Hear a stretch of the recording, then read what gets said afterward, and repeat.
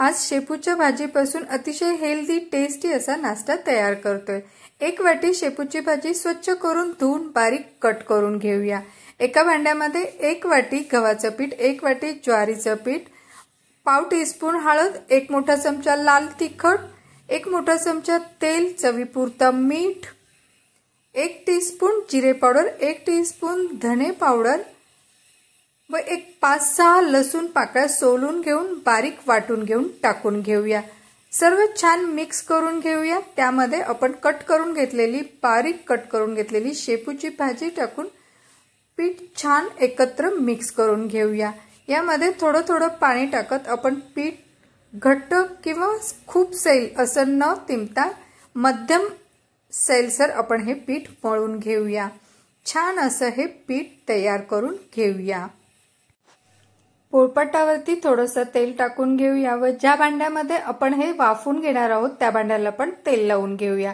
पिठाचा गोळा घेऊन तेलाच्या हाताने आपण याचे 2 भाग करून घेऊया व 1 भाग उंडा घेऊन त्याला छान असं रोल करून घेऊया। तेलाच्या हाताने आपण त्याला असं छान पसरून घेऊन लांब असा रोल तयार करून घेऊया। या पद्धतीने आपण हे रोल तयार करून घेणार आहोत। अतिशय टेस्टी असा हा नाश्ता आहे, हेल्दी पण आहे व ज्यांना शेपूची भाजी खायला आवडत नाही या पद्धतीने तुम्ही हा टेस्टी असा पदार्थ करून खाऊ घातल्यास त्यांना लक्षात पण येणार नाही व आवडायला लागेल। अशा पद्धतीने आपल्याला हे रोल करून घेऊन भांड्यात बसून घेऊया व वाफवण्यासाठी भांडं ठेवलं आहे। खाली पाणी टाकून पाणी उकळायला लागल्यानंतर वरती चाळणी ठेवून घेऊन त्यावरती आपण कॅप लावून घेऊया व 20 मिनिट आपण हे वाफून घेऊया। 20 मिनिट झाले आहे, आपलं हे वाफून तयार आहे। गॅसची फ्लेम बंद करून आपण भांडं बाजूला काढून ठेवूया व गॅसच्या शेगडीवरती एक पॅन ठेवून घेऊया। त्यामध्ये मोठा चमचा तेल टाकून घेऊया।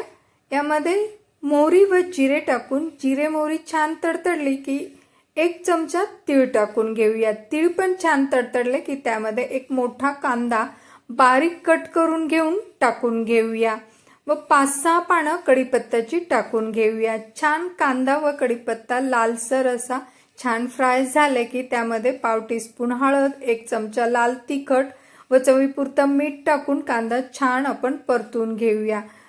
दुसरीकडे आपण पोळपाटावरती किंवा पाट्यावरती वाफून घेतलेले हे उंडे जे आहेत ते काढून घेऊया व हलके थोडेसे थंड झाल्यानंतर सुरीने असे पातळसर काप करून घेऊया। यातले अर्धे काप आपण पॅन मध्ये टाकून मसाला लागेपर्यंत छान चमच्याने फिरवून घेऊया। त्यानंतर उरलेलं परत आपण काप टाकून घेऊन छान सर्व मिश्रण 2-3 मिनिट छान चमच्याने फिरवत घेऊन आपण याला फ्राय करून घेऊया। मसाला सगळीकडे एकसारखा लागेल असं हे सर्व फिरवून घेऊया। छान असं फिरवून झाल्यानंतर 2 मिनिट आपण तसंच ठेवून देऊया व खालीवरी फिरवत राहूया। आपली ही शेपूवडीची रेसिपी तयार आहे। एका डिश मध्ये काढून घेऊया। यावरती खोबरं कापणं किंवा किसणं सजवून घेऊया। यावरती कोथिंबीर पेरून घेऊया व यासोबत तुम्ही टोमॅटो सॉस पण सर्व करू शकता। यावरती मी टोमॅटो सॉस टाकून घेत आहे। असं हे हेल्दी टेस्टी शेपूवडीची रेसिपी तयार आहे। तर लवकरच भेटूया अशाच पद्धतीने हेल्दी टेस्टी रेसिपी।